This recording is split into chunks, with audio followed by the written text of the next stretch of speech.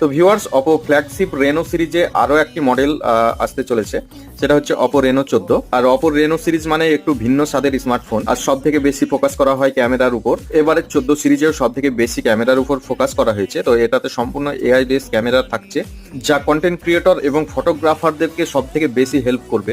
থাকছে 4K 60 fps এর front এবং ব্যাক ক্যামেরায় ভিডিও রেকর্ডিং সাপোর্টেড থাকছে, 120x পর্যন্ত ডিজিটাল জুম। আর স্মার্টফোনটির ব্যাটারি রয়েছে 6000 mAh এর সঙ্গে 80 ওয়াটের ফাস্ট চার্জার। থাকছে মিডিয়াটেক ডায়মন্ডসিটির 8350 5G প্রসেসর।